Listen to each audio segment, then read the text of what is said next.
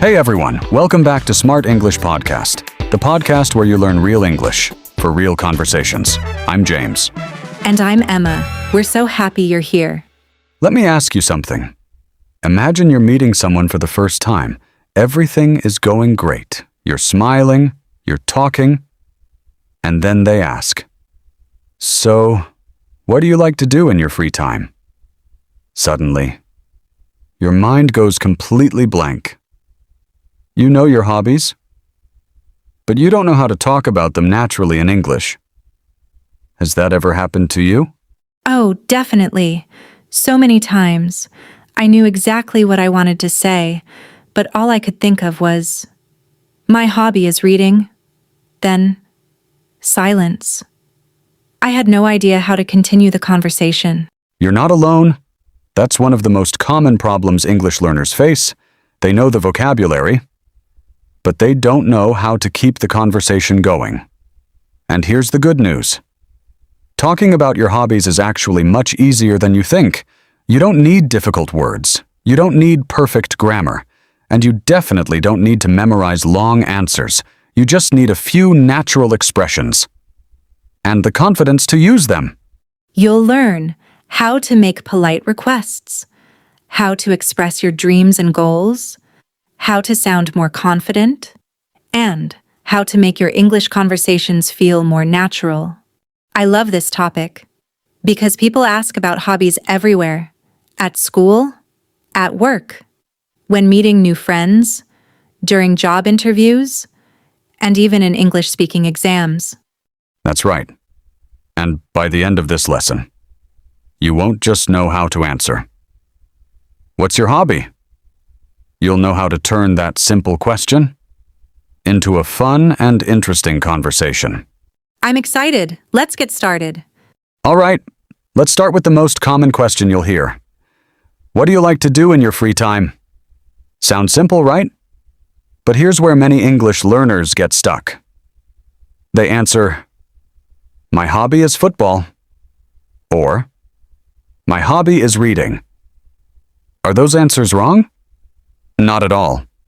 But they're very short, and they don't give the other person much to talk about. So, instead of giving a one-sentence answer, I should tell them a little more? Exactly. Native speakers usually add one or two extra details. For example, instead of saying, "My hobby is reading," you could say, "I really enjoy reading mystery novels." Or, "I spend a lot of my free time reading because it helps me relax."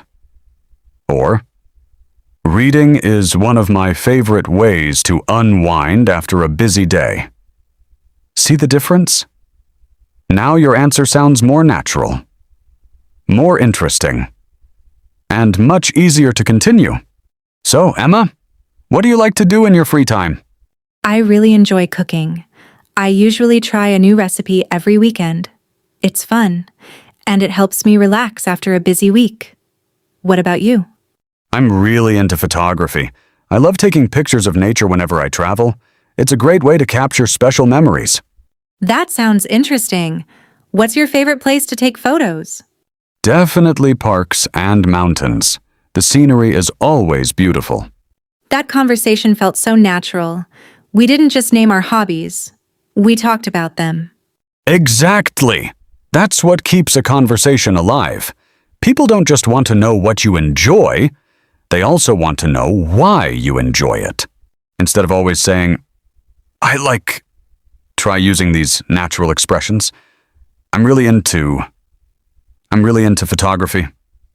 I'm a big fan of hiking. I enjoy playing badminton with my friends. I spend a lot of my free time learning English.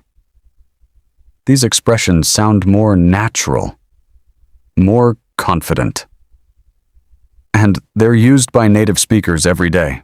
I love these expressions. They're easy to remember, and they make my English sound much more natural. Exactly. And we're just getting started. Now that you know how to talk about your hobbies, let's learn how to explain why you enjoy them, because that's what turns a simple answer into a memorable conversation. Now that you know how to talk about your hobbies, let's take your English to the next level. Here's a question you'll hear all the time. Why do you enjoy it? This is where many English learners stop. They say, I like football, or I enjoy reading. And that's it. But here's the secret. The most interesting conversations don't end with what you like. They continue with why you like it. So, if I explain the reason, people get to know me better? Exactly. When you explain why you enjoy something, your answer becomes more personal, more meaningful, and much easier to continue.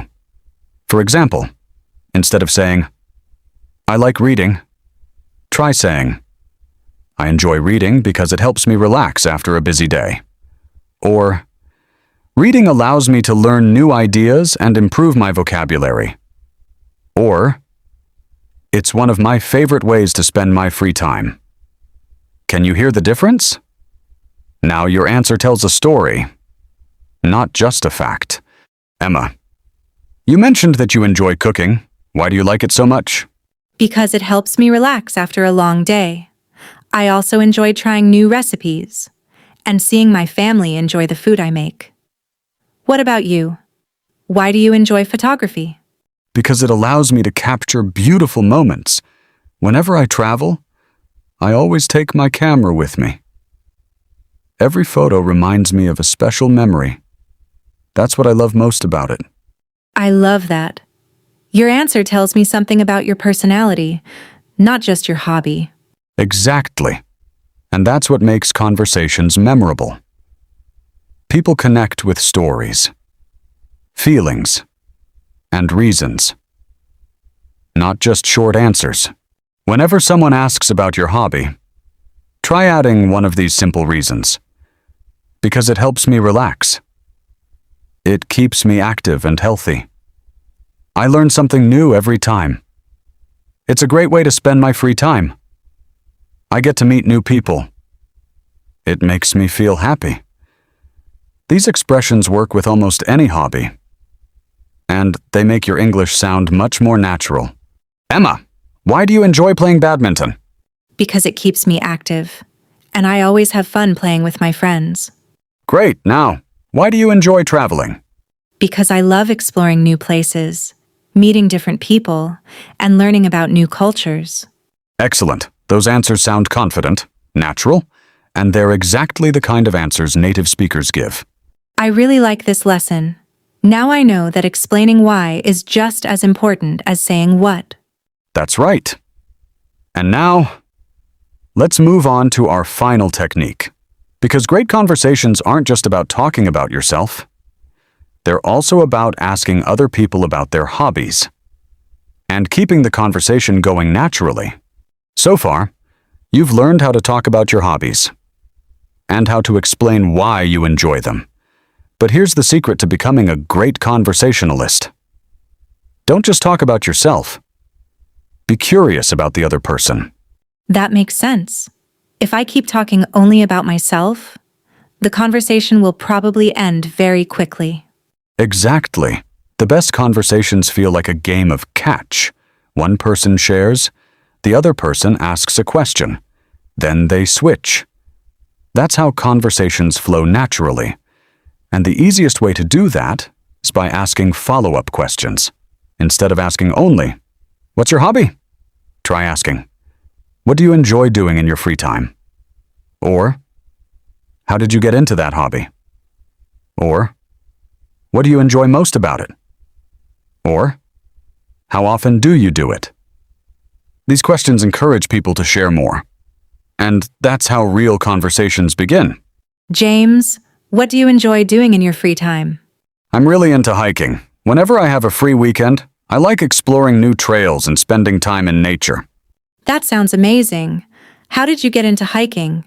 A friend invited me on a hiking trip a few years ago. I loved it from the very first day. What about you? What's one hobby you really enjoy?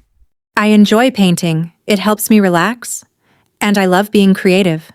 That's really interesting. What's your favorite thing to paint? Mostly landscapes and sunsets. They're peaceful, and they're fun to create. Did you notice what happened? Emma didn't stop after asking one question. She stayed curious, asked another question, and the conversation kept growing naturally. I noticed something else too. Every answer gave me a new idea for the next question, so I never felt stuck. Exactly. That's one of the biggest secrets to having great conversations. Listen carefully, and let the other person's answer guide your next question. Here are 4 follow-up questions you can use in almost any conversation. How did you get into it? What's your favorite part about it? How often do you do it? Have you been doing it for a long time? You don't need to memorize long conversations. Just remember a few good questions. And let the conversation happen naturally. Emma, you said you enjoy cooking. What's your favorite part about it? I love trying new recipes and seeing my family enjoy the food I make. That's the best feeling. That sounds wonderful. Have you ever thought about taking a cooking class? Actually, yes. I'd love to learn from professional chefs someday. I think it would help me become a better cook. I'm sure it would, and who knows? Maybe one day you'll teach me a few recipes too. Haha, I'd be happy to. See how easy that was? One question led to another. One answer created a new conversation. That's exactly how native speakers keep conversations going. Now, let's put everything we've learned together. Review today's lesson. Learn our pocket words. And finish with one final speaking challenge. Hey Emma, it's been a while. How have you been? I've been doing really well. Lately, I've had a bit more free time, so I've been spending it on one of my favorite hobbies. That sounds great. What have you been up to? I've been learning photography. I love taking pictures of nature, especially early in the morning when everything is peaceful. Every time I go out with my camera, I discover something new. What about you?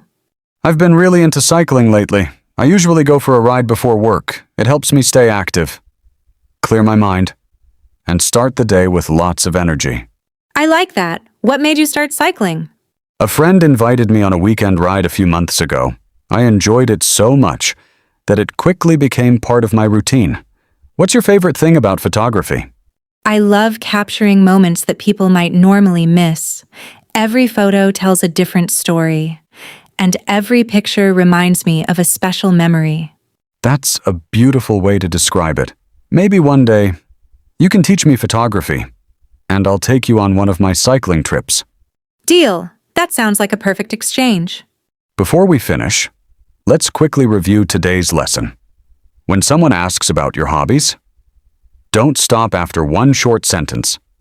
Instead, tell them what you enjoy. Explain why you enjoy it. Share a little about your experience. And ask them about their hobbies too. That's how real conversations grow. Remember, you don't need perfect English or difficult vocabulary. You just need to speak naturally, stay curious, and enjoy the conversation. The more you practice, the more confident you'll become.